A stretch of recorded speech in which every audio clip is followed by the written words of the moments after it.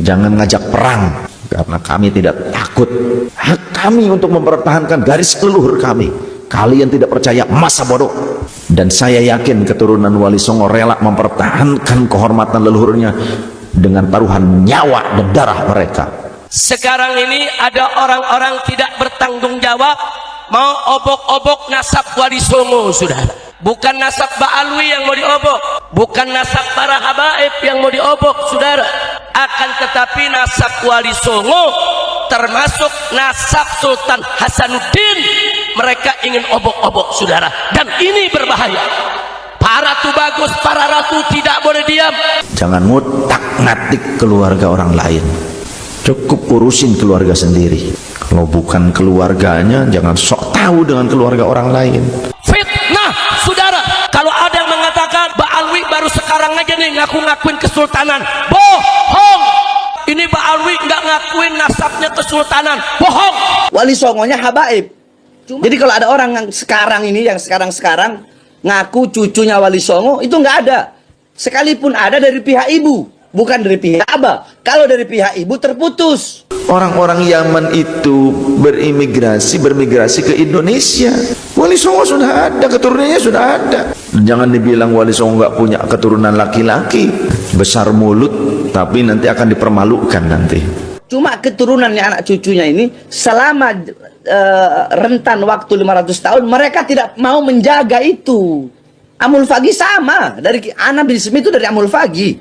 Ketika sekarang banyak yang mengingkari keberadaan keturunan Wali Songo, wali-wali Nusantara yang terdahulu, kemudian juga mengingkari keberadaan keturunan dari garis laki-lakinya, atau bahkan mengatakan tidak ada keturunannya. Nah, ketika sudah muncul fitnah-fitnah itu, sekaranglah waktunya oleh Allah dibangkitkan, ya, para pejuang-pejuang keturunan Wali Songo dan wali-wali Nusantara terdahulu, bangkit mereka untuk melawan penindasan-penindasan. Ini sama dengan penindasan, hampir sama dengan penjajahan.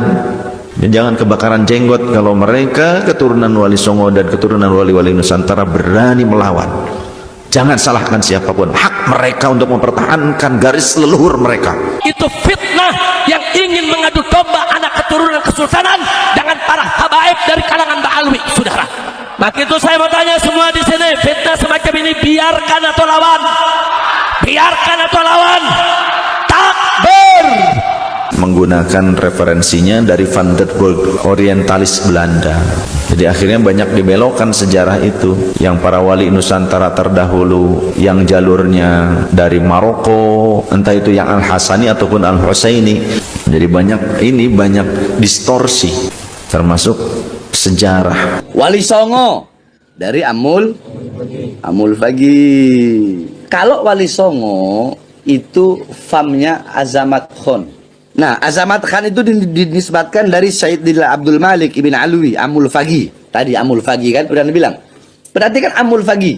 Wali Songo dari Amul Fagi. Ketika keturunan Wali Songo diingkari keberadaannya, ketika banyak orang-orang yang mulutnya kotor, yang hanya bisa mengkerdilkan dengan modal nasab untuk ngasab demi nasib, yang akhirnya takut kalah pamor oleh keturunan Wali Songo, mereka tidak jujur. Dan beliau ini, saudara, bersama wali-wali Songo yang lainnya, seluruh wali Songo 99-nya, saudara, merupakan keturunan daripada Amir Abdul Malik. Ya, kalau memang tidak tahu ya sudah tidak tahu, nggak usah ngurusin keluarga orang lain, gitu kan. Kalau memang tidak paham, tidak paham. Bahwa Sunan Gunung Jati menikah dengan Nyai Rara Santang, putri Prabu Siliwangi, Raja Pajajaran Jawa Barat, saudara. Takbir! Ya, kalau memang tidak tahu ya sudah tidak tahu, nggak usah ngurusin keluarga orang lain, gitu kan. Kalau memang tidak paham, tidak paham. Siapa itu Amir Abdul Malik? Tidak lain dan tidak bukan adalah keturunan dari Al-Imam Muhammad Shaqib Mirbad. Siapa itu beliau? Tidak lain dan tidak bukan merupakan keluarga besar Ba'alwi yang berasal daripada keturunan Al-Imam Ubaidillah Ibnu Ahmad bin Isa Al-Muhajir radhiyallahu anhum. Kemudian berkata bahwa RA itu lembaga pencatat nasab sedunia, katanya. ini terlalu besar mulut itu, ya, akan nyocot gitu. Dituliskan di sini saudara, nasab daripada Maulana Hasanuddin di Banten bin Maulana Syarif Hidayatullah di Cirebon bin Raja Intaduddin di Kampah dan seterusnya bersambung sampai Imam Ubaidillah. Yang diithbat oleh RA saja belum tentu diithbat di negeri asalnya. Banyak yang tidak diithbat, banyak pengakuan kok saya tahu yang diithbat oleh RA tidak diithbat di Yaman, itu banyak. Mufti Yaman Syamsuddin Syarafuddin mengeluarkan fatwa beberapa marga sayyid yang berada di Malaysia dan Indonesia seperti Al-Attas, Al-Idrus, Al-Muhdar, Al-Haddad, Al-Habsyi, Al-Kaf, Al-Sagaf, Bil-Faqih dan lain-lain lagi. Mereka ini bukanlah keturunan Rasulullah sallallahu alaihi wa alihi. Kalau orang membahas nasab harus dia dari mengikuti kaidah-kaidah yang telah dibuat oleh ahli nasab, bukan kaidah ahli nasab dirubah dengan pendapat. Dalam fatwa beliau yang diterbitkan pada 7 Februari tahun 2022, beliau menyatakan ada pihak coba menisbahkan diri mereka kepada keturunan Bani Hashim, yaitu Sayyid atas muka bumi ini, tetapi mereka tidak lain hanyalah eksploitasi yang tidak dimuliakan dengan nasab keturunan dan coba mengaitkan diri mereka kepada makhluk yang paling suci, Sayyid Ahlul Bait. Dan jangan terlalu gegabah menyebutkan RA itu lembaga nasab pencatatan nasab sedunia. Jadi kalau tidak dicatat di RA berarti itu palsu, tidak diakui. Pret, ngomong asal jangan nyocot baik, jaga cangkem. Ini penebar fitnah, ada ilmiah. Terus kenapa nggak dijawab loh? Jawab kalau ilmiah, Pak. Terlalu sombong itu, dan itu memperlihatkan kebodohan. RA itu baru ada tahun 1928. RA itu LSM, ditanda tangan oleh pemerintah Belanda di saat keturunan-keturunan Wali Songo berjuang melawan Belanda, diburu oleh Belanda. Lalu kok di kampung ini nggak diterima, Pak? Kau ikuti? Ada apa? Siapa ngakui dia itu ulama? Ulama dunia siapa ngakui gitu loh. Udahlah, sampai punya ulama-ulama hebat-hebat kok kenapa kok ngikuti yang begitu gitu loh. Ya, nanti akhirnya tambah nggak perlu ini urusan ini urusan yang remeh gitu loh. Iki wong ngomong kok KB dianggap hebat gitu loh, heran saya. Nah, di saat yang sama menandatangani pembentukan RA 1928. Kesultanan-kesultanan di Nusantara itu sudah ada jauh sebelum adanya pembentukan RA.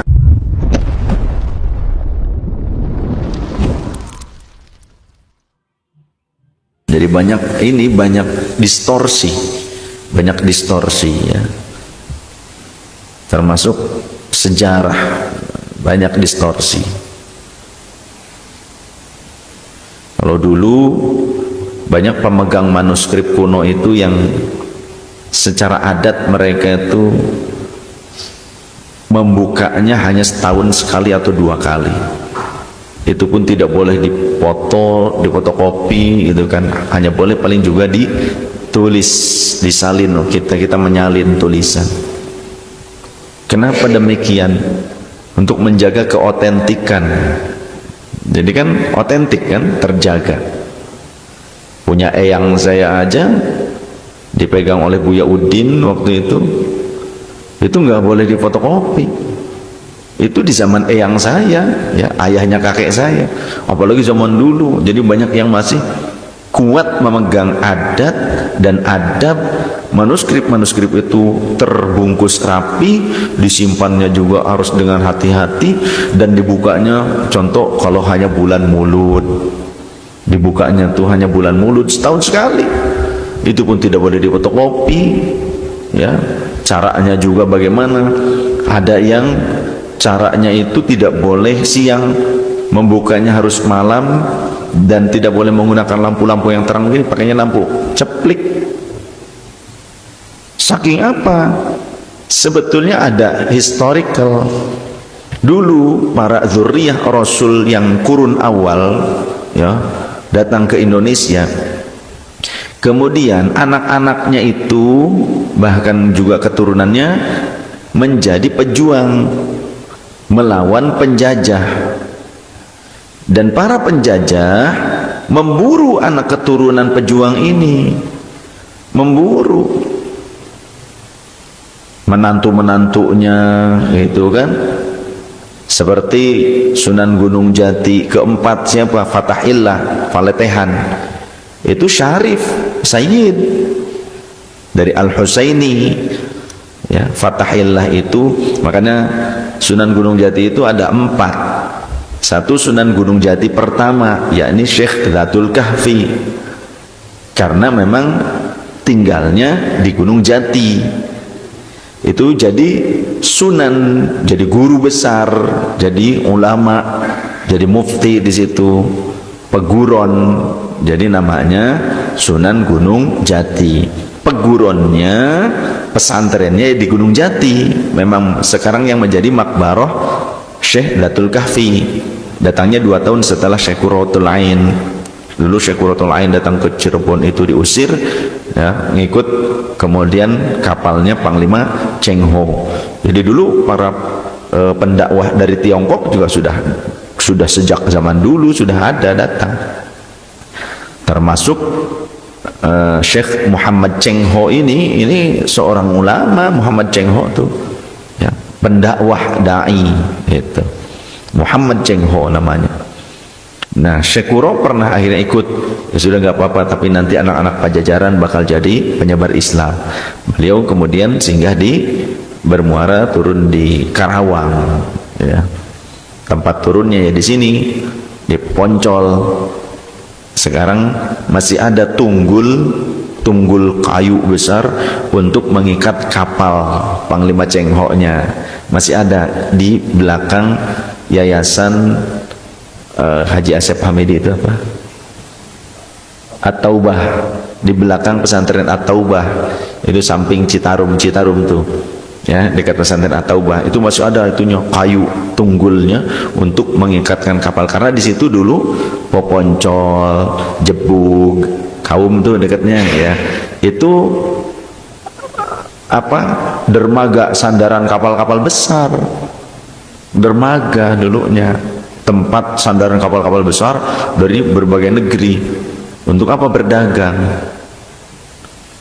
Maka kemudian Syekh Qurra singgah di situ dan tinggal membangun masjid ya. Dan Masjid Syekh Qurra yang di Masjid Agung yang sekarang itu lebih tua dibandingkan Masjid Cirebon, masjid awal.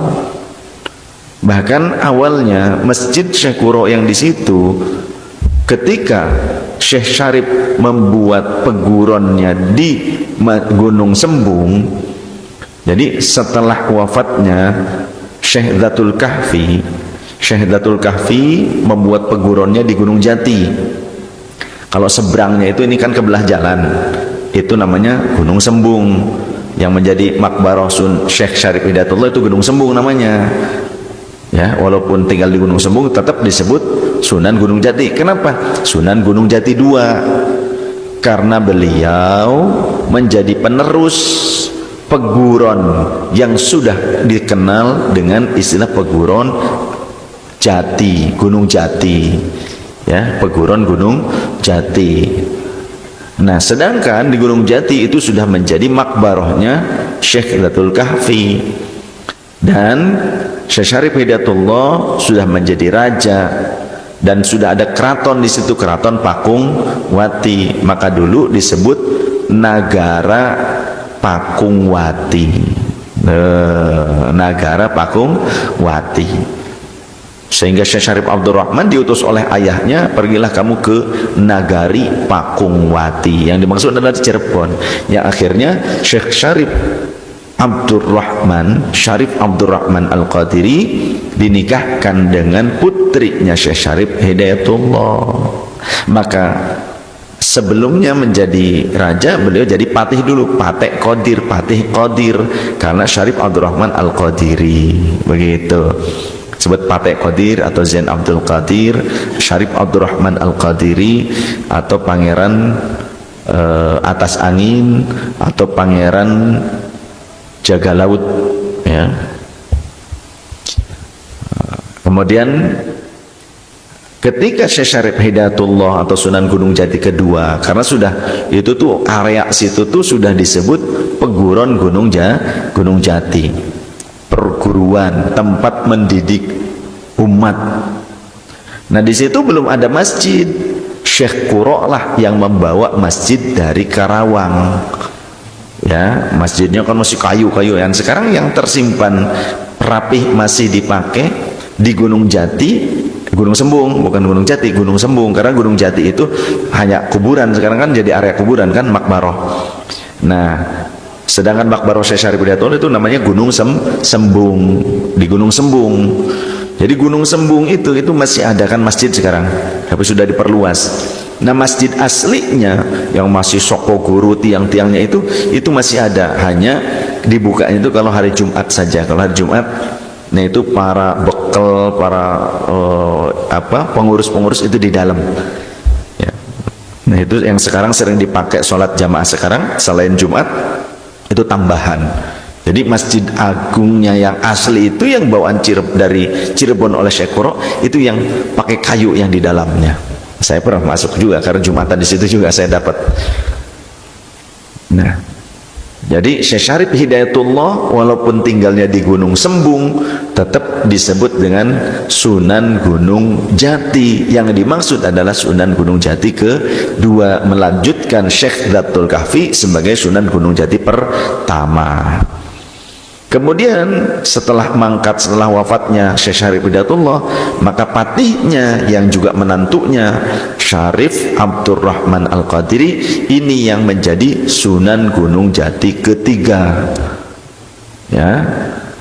Ya, ketika Syekh Syarif Abdurrahman ini mangkat, maka ada sama-sama mantu, tunggal mantu, sama-sama mantunya Syekh Syarif Hidayatullah. Nah, siapa? Syarif Fatahillah. Syarif Fatahillah ini menantunya Syekh Syarif Hidayatullah. Di dalam catatan-catatan buku anak sekolahan dulu, seringkali Sunan Gunung Jati bernama Faletehan atau Fatahillah. Enggak salah-salah amat sebetulnya kalau merujuk pada manuskrip-manuskrip sejarah. Yang dimaksud adalah Sunan Gunung Jati keempat. Jadi Fatahillah atau Faletehan seringkali disebut Sunan Gunung Jati, yang dimaksud adalah Sunan Gunung Jati keempat. Jadi hafalkan ya, Sunan Gunung Jati pertama adalah Syekh Dhatul Kahfi. Nah, dikuburkannya memang di Gunung Jati. Kemudian melanjutkan siapa? Syekh Syarif Hidayatullah, Sunan Gunung Jati kedua. Tinggalnya di Gunung Sembung karena di Gunung Sembung itu adalah Keraton Pakungwati, keratonnya. Jadi beliau bikin keraton di situ. Kemudian ketika wafat dikuburkannya ya di dalam keraton, di kamar beliau begitu. Dilanjutkan oleh Syarif Abdurrahman Al-Qadiri Al-Hasani, yang disebut Patek Qadir atau Pangeran Jaga Laut atau Pangeran Atas Angin. Nah, beliau kemudian dijadikan sebagai Sunan Gunung Jati ketiga, tapi dikuburkannya tidak di situ ya, dikuburkannya di Megu. Kemudian digantikan oleh sama-sama mantu, yakni oleh Fatahillah atau Faletehan, itu Sunan Gunung Jati keempat. Jadi memang banyak ada distorsi, bukan banyak, ada distorsi yang ketika kita tidak merujuk kepada manuskrip tuanya, jadinya kita nggak paham gitu, ada distorsi. Tapi ketika sudah mulai sekarang, ketika keturunan Wali Songo diingkari keberadaannya, ketika banyak orang-orang yang mulutnya kotor, yang hanya bisa mengkerdilkan dengan modal nasab untuk ngasab demi nasib. Ini kan banyak orang yang modal nasab untuk ngasab demi nasib, yang akhirnya takut kalah pamor oleh keturunan Wali Songo. Mereka tidak jujur ya, kalau memang tidak tahu ya sudah tidak tahu, nggak usah ngurusin keluarga orang lain gitu kan. Kalau memang tidak paham, tidak paham. Kemudian berkata bahwa RA itu lembaga pencatat nasab sedunia katanya. ini terlalu besar mulut itu, ya, akeh nyocot gitu. Yang diithbat oleh RA saja belum tentu diithbat di negeri asalnya. Banyak yang tidak diithbat, banyak pengakuan kok saya tahu yang diithbat oleh RA tidak diithbat di Yaman, itu banyak. Dan jangan terlalu gegabah menyebutkan RA itu lembaga nasab, pencatatan nasab sedunia. Jadi kalau tidak dicatat di RA berarti itu palsu, tidak diakui. Pret. Ngomong asal jangan nyocot baik, jaga cangkem. Ya. Jaga cangkemmu. Terlalu sombong itu, dan itu memperlihatkan kebodohan. Memperlihatkan kebodohan itu namanya. RA itu baru ada tahun 1928 dan itu bentuknya, lihat di Wikipedia juga ada, bentuknya LSM. RA itu LSM. Rabi'atul Alawiyah itu di dalam, lihat di Wikipedia-nya ada. Ditandatangan oleh pemerintah Belanda, ya, dilegalkan oleh pemerintah Belanda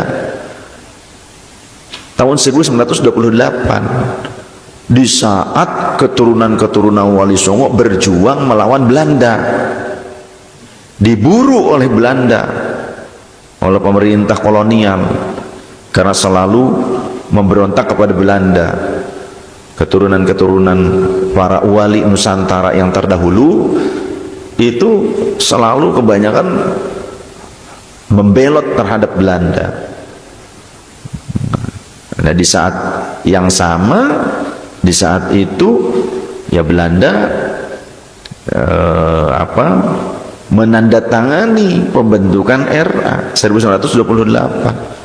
Sedangkan kesultanan-kesultanan di Nusantara itu sudah ada jauh sebelum adanya pembentukan RA. Bahkan sebelum orang-orang Yaman itu bermigrasi ke Indonesia, Wali Songo sudah ada, keturunannya sudah ada. Jangan dibilang Wali Songo nggak punya keturunan laki-laki. Wali Songo istrinya banyak, ya begitu. Tinggal ini keturunan Wali Songo juga harusnya istrinya banyak. Iyalah, iya, mempertahankan tradisi yang baik, itu tradisi yang baik ya. Nah, jadi jangan terlalu gegabah, ya, besar mulut, tapi nanti akan dipermalukan nanti. Suatu saat pasti akan dipermalukan. Ya mungkin ini wasilah, pasti ada hikmah. Ketika sekarang banyak yang mengingkari keberadaan keturunan Wali Songo, wali-wali Nusantara yang terdahulu, kemudian juga mengingkari keberadaan keturunan dari garis laki-lakinya, atau bahkan mengatakan tidak ada keturunannya. Nah, ketika sudah muncul fitnah-fitnah itu, sekaranglah waktunya oleh Allah dibangkitkan, ya, para pejuang-pejuang keturunan Wali Songo dan wali-wali Nusantara terdahulu, bangkit mereka untuk melawan penindasan-penindasan. Ini sama dengan penindasan, hampir sama dengan penjajahan. Iya, karena seolah-olah kiai ulama keturunan Wali Songo, dzurriyyah Rasul dari keturunan Wali Songo itu lebih rendah dibandingkan yang bergelar Habib-Habib ini.